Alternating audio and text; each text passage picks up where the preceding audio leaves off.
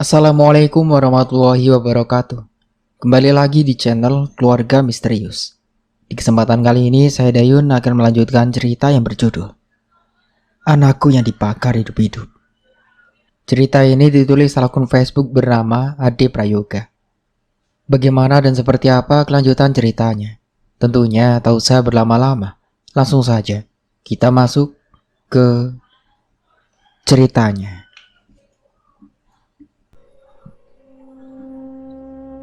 Muryono masih bergeming di tempat duduknya. Dia tidak bisa mencerna sekaligus tidak percaya tentang apa yang dikatakan oleh Yadi, Seno, dan Seruni. Karman kakaknya sudah meninggal, sedangkan teman-teman Seruni hilang. Itu semua membuat Muryono bingung. Aku yakin kalian pasti menyembunyikan sesuatu dariku, ujar Muryono akhirnya.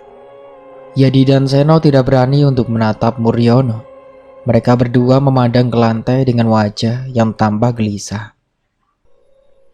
Pak Muryono ini adiknya Pak Karman bukan? Tanya Seruni. Teman-teman saya hilang dan ini semua ada kaitannya dengan kakak bapak itu. Apa kaitannya? Muryono semakin bingung. Saya juga tidak tahu pasti, tapi Pak Yadi dan Pak Seno sangat tahu tentang itu. Seruni menatap Yadi dan Seno bergantian. Yadi dan Seno semakin gelisah. Katakan kepadaku, apa kaitannya kakak dengan hilangnya teman-teman anak ini? Ujar Muryono. Yadi dan Seno masih diam. Aku berhak untuk tahu, bentak Muryono. Yadi dan Seno sempat terkejut, tetapi akhirnya Yadi menjawab.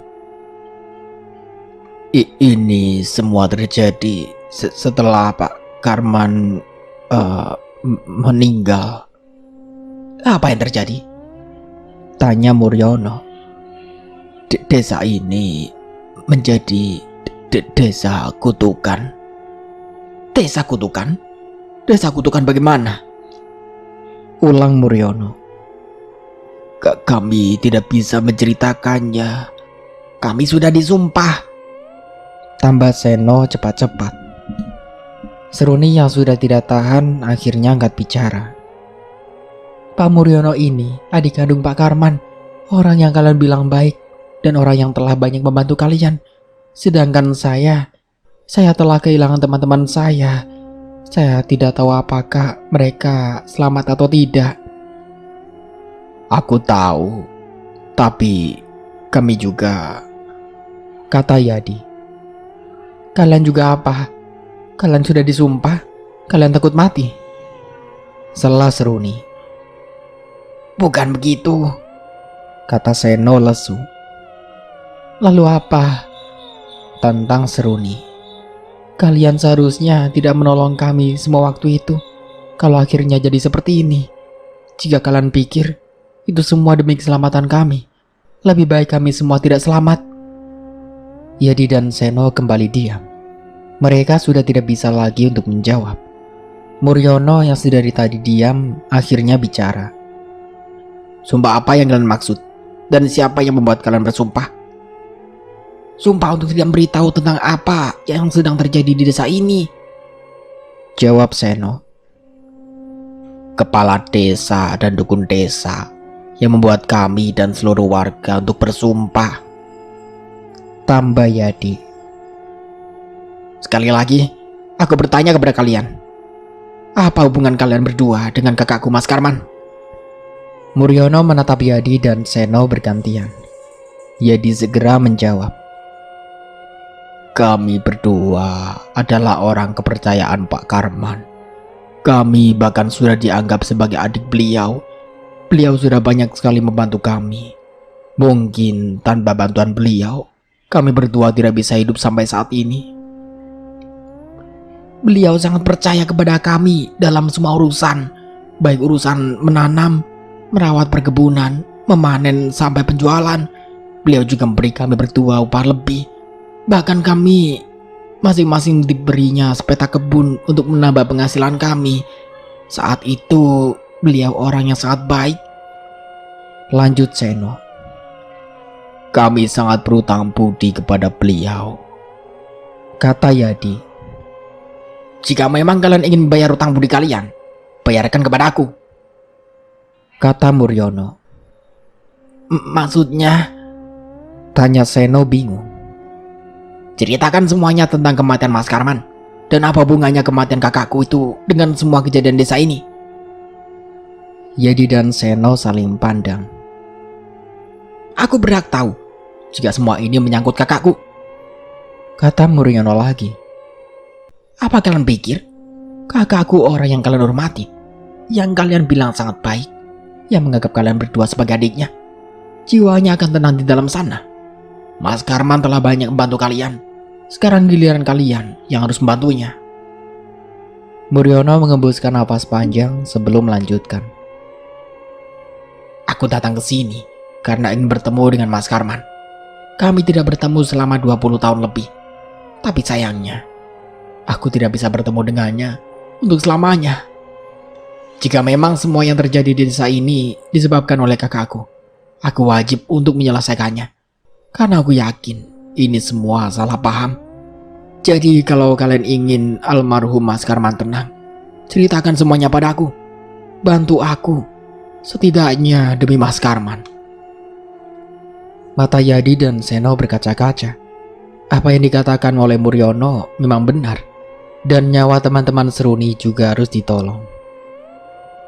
Aku mohon, ceritakan semuanya kepada kami. Pinta Seruni dengan wajah memelas.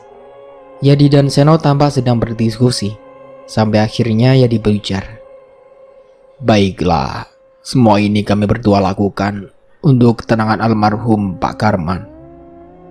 Akhirnya, Yadi dan Seno mau untuk memberitahu semua yang terjadi, dan tentunya mereka harus melanggar sumpah mereka. Yadi mulai untuk bercerita.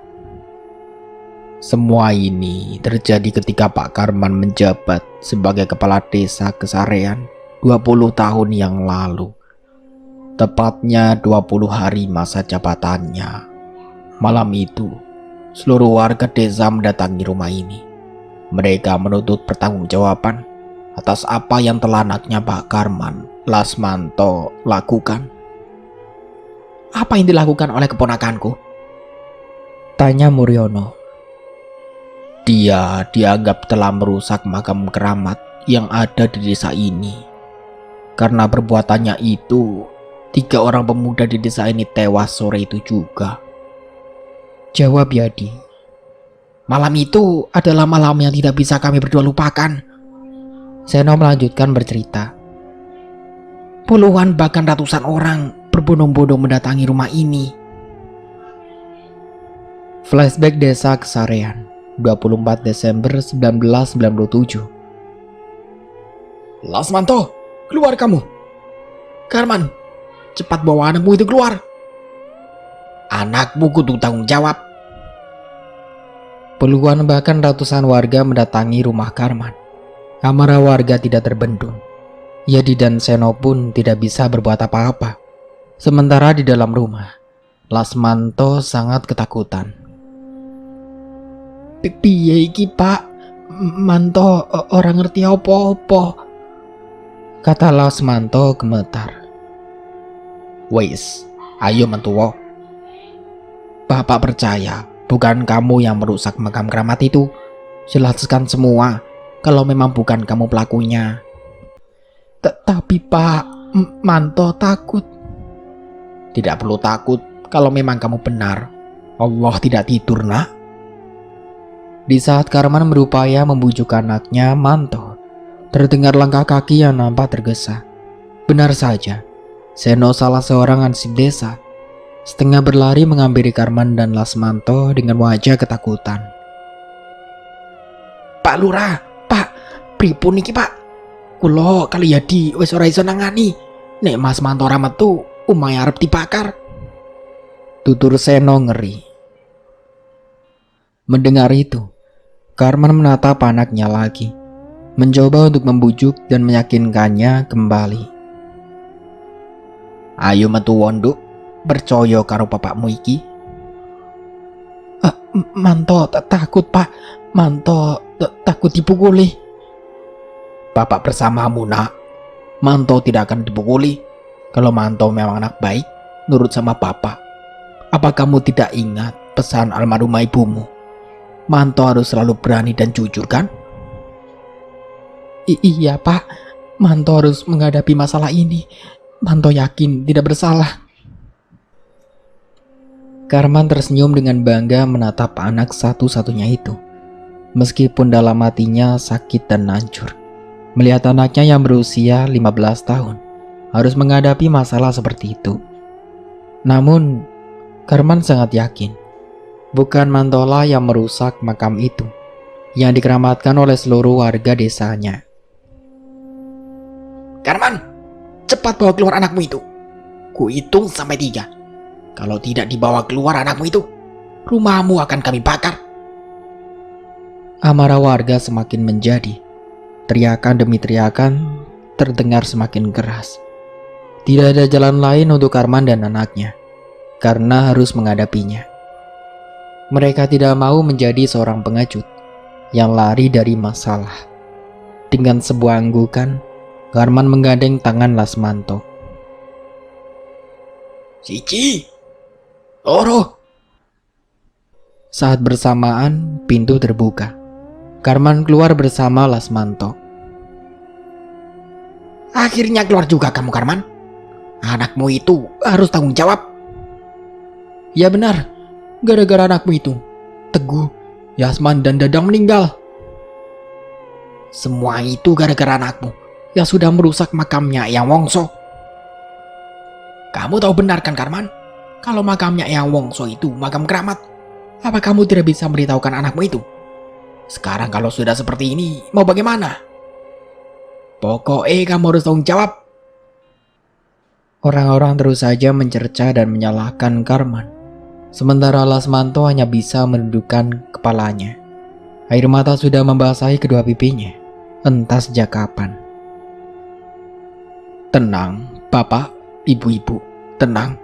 Manto sudah bersumpah kalau bukan dia yang merusak makam Eyang Wongso, kata Karman.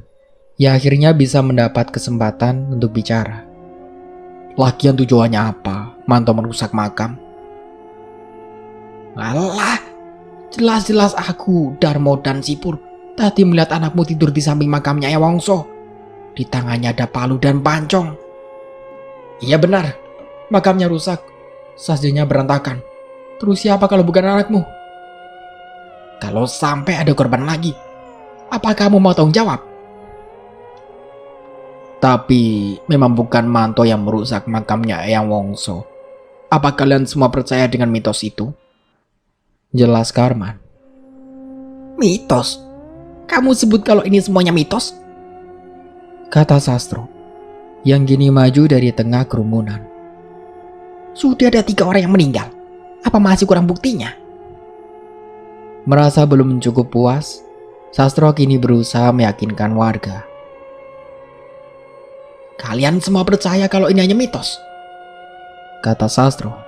Pandangannya sekarang tertuju ke semua orang. Apa kalian tidak tahu ceritanya? Kalian semua tidak mengalaminya. 20 tahun yang lalu, puluhan orang meninggal gara-gara makamnya Eyang Wongso dipindah. Apa masih menganggap semua ini hanya mitos? Iya benar, semua ini bukan hanya sekedar mitos. Semua ini nyata, Karman, gara-gara anakmu. Bapak-bapak, ibu-ibu, semua itu tidak akan berhenti. Korban akan terus ada. Jalan satu-satunya, hanya anak ini harus ditumbalkan. Seru Sastro. Jarinya menunjuk ke arah Lasmanto. Semua bencana di desa ini ada di anak itu. Semua ini akan hilang jika anak itu hilang. Sekalian saja sama lurah pembawa sial ini.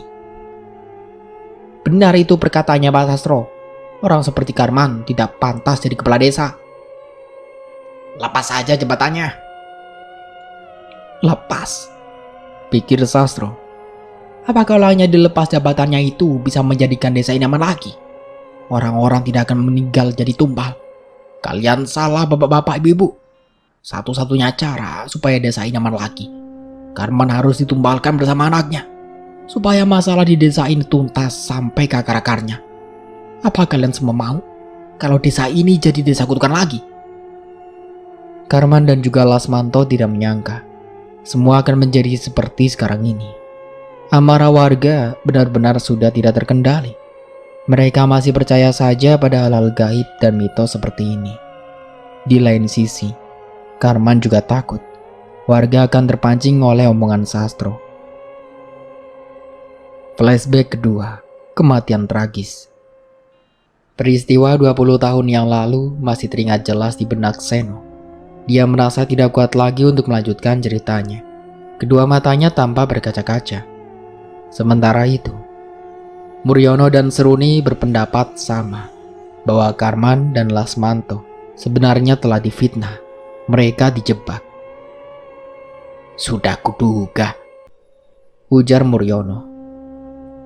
Tapi apa alasan Sastro dibalik semua itu? Tanya Seruni. dugaan kami yang satu, Jawab Seno sedih. Sastro menginginkan jabatan kepala desa. Itu mungkin saja, kata Muryono. Dia menatap Yadi dan Seno bergantian.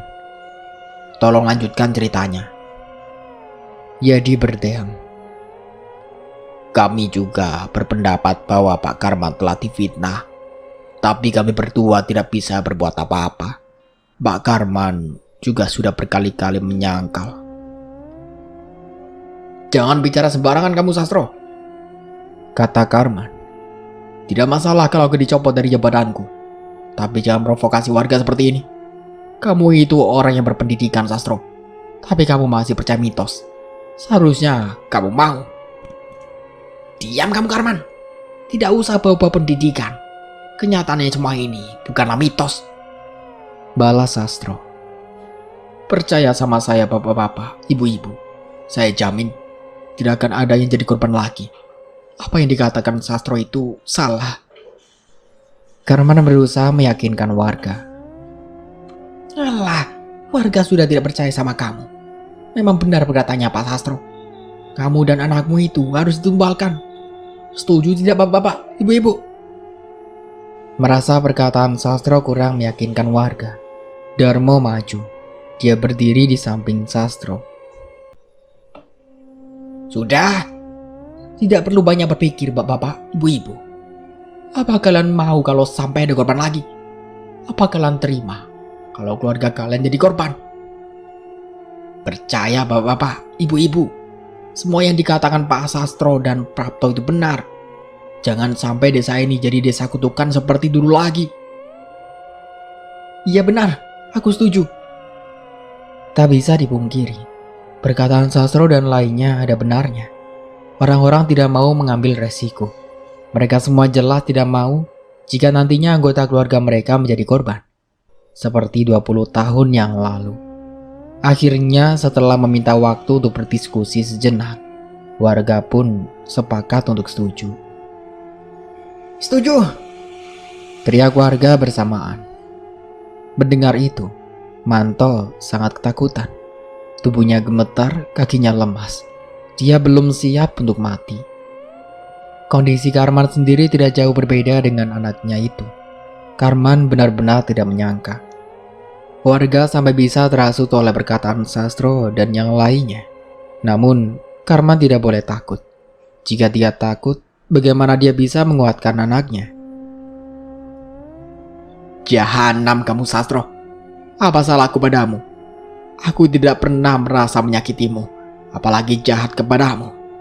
Tapi... Sudah, tidak perlu banyak bicara kamu Karman. Tidak ada yang percaya sama kamu. Ayo cepat, seret Karman dan Lasmanto. Bawa dua orang itu ke makamnya Eyang Wongso.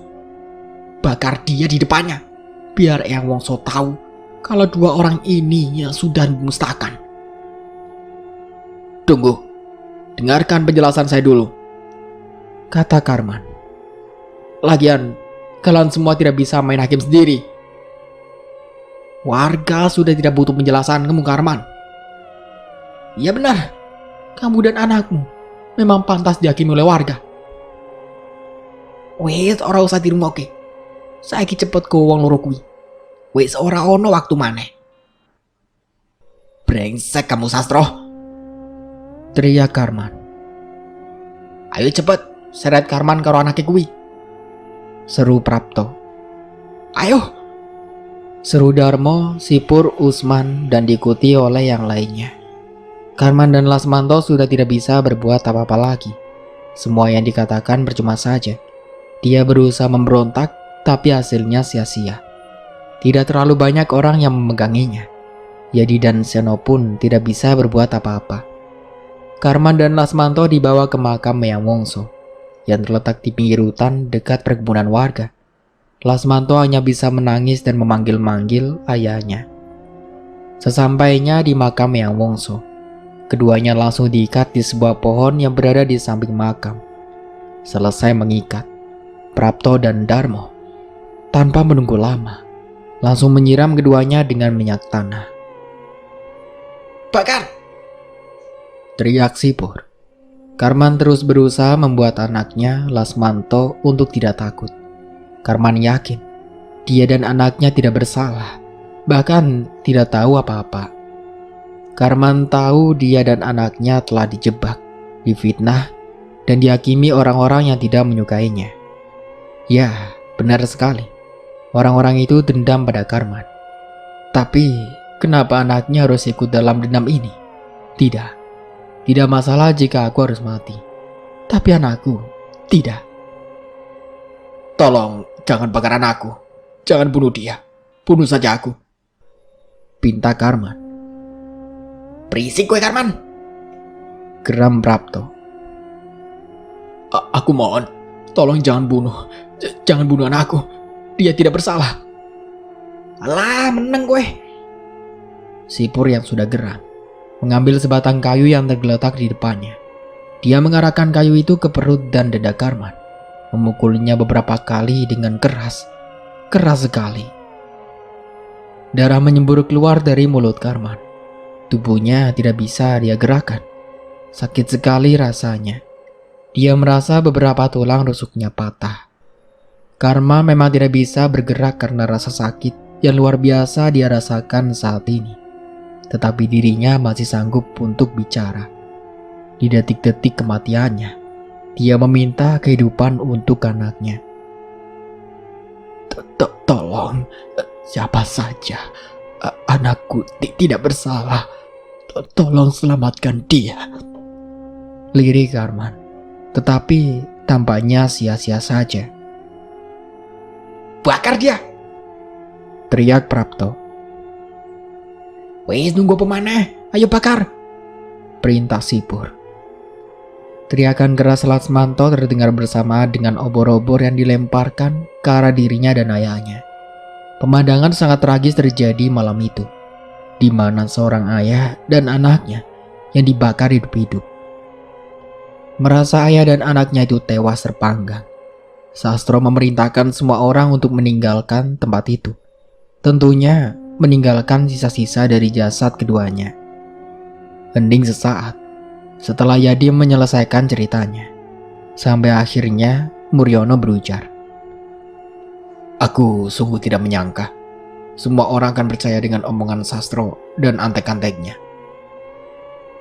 Itu semua juga di luar dugaan kami, kata Yadi.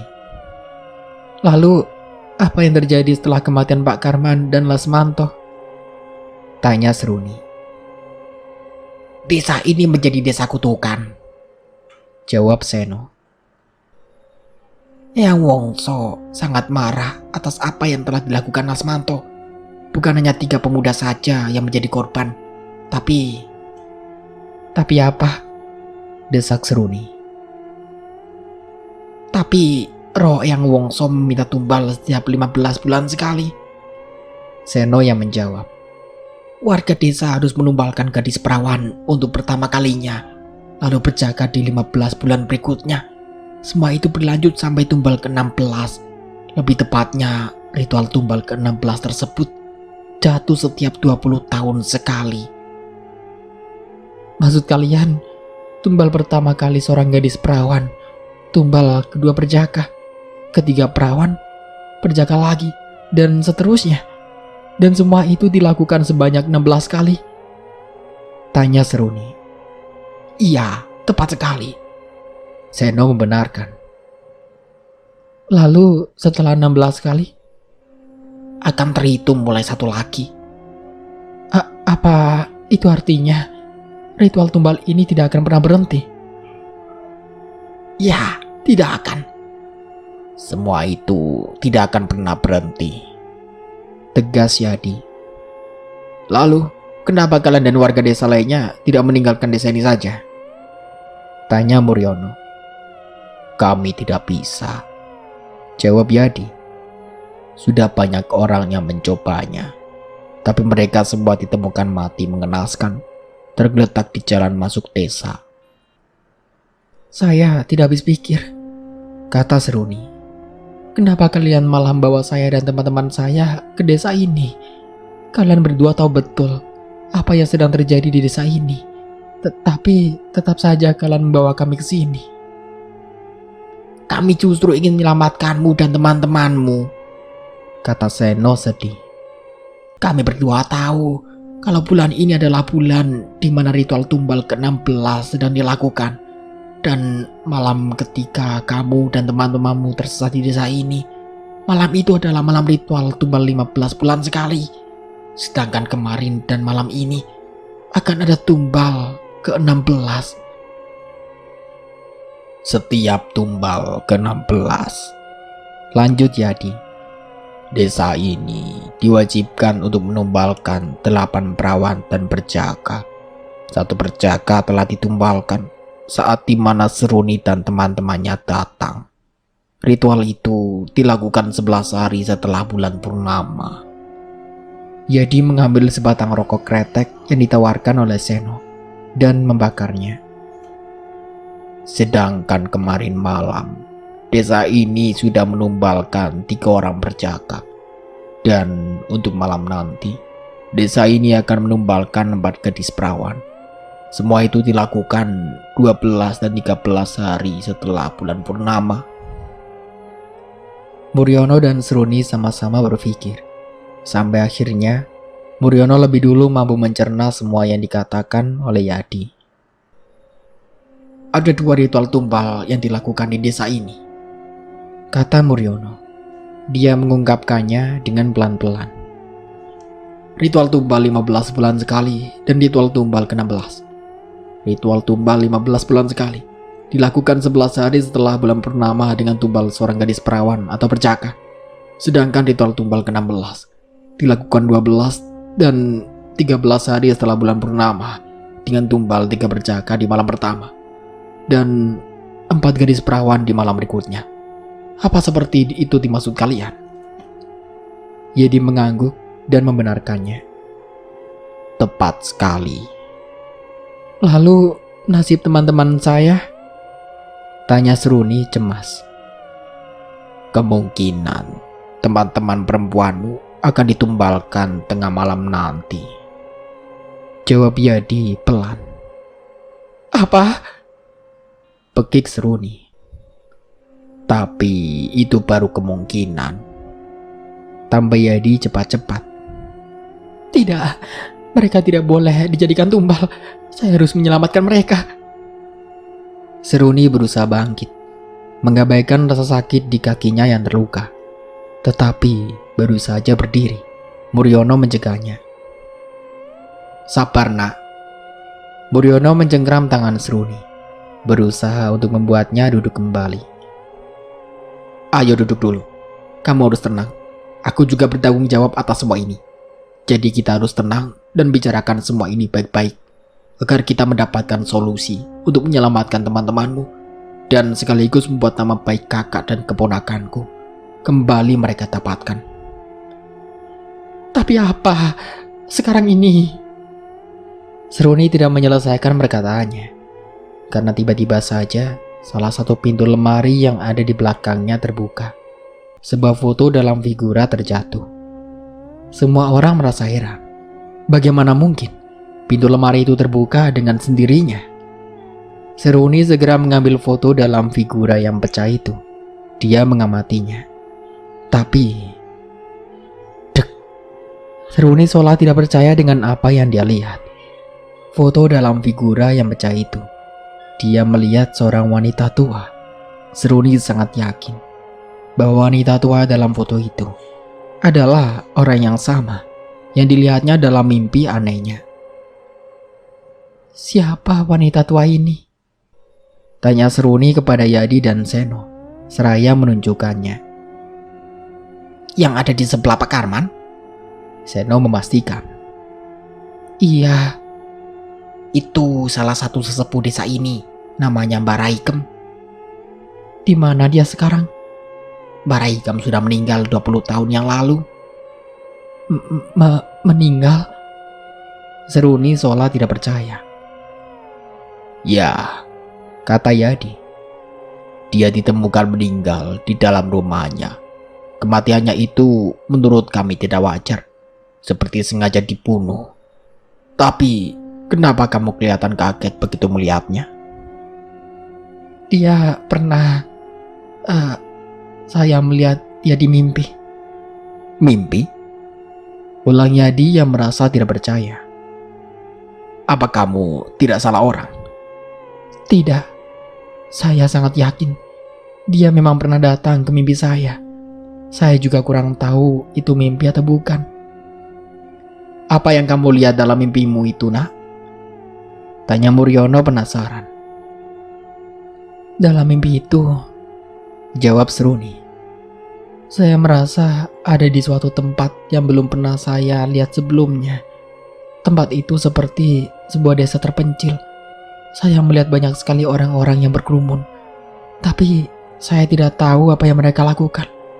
Orang-orang itu tampak sangat takut dan sedih. Di depan kerumunan itu, saya hanya melihat beberapa tiang-tiang kayu yang cukup tinggi. Yadi dan Seno tercengang. Apa yang dikatakan oleh Seruni sama persis seperti acara ritual tumbal yang biasa dilakukan di desa mereka. Gambaran itu sangat persis. Apa? Yadi seperti tidak percaya. Kamu melihat ritual tumbal di desa kami? Ritual tumbal? Ulang Seruni tambah bingung. Apa maksudnya? Yang kamu lihat itu sama persis dengan ritual tumbal yang desa kami lakukan selama ini. Jawab Yadi. Apa? Seruni terkejut. Mungkin Mbak Raikem berusaha memberitahu sesuatu lewat dirimu, pikir Muryono. Apalagi yang kamu lihat? Untuk sementara aku cukupkan dulu ceritanya sampai di sini. Sampai jumpa kembali di part berikutnya. Saya Mang Dayun pamit undur diri. Kurang lebihnya mohon maaf. Wassalamualaikum warahmatullahi wabarakatuh.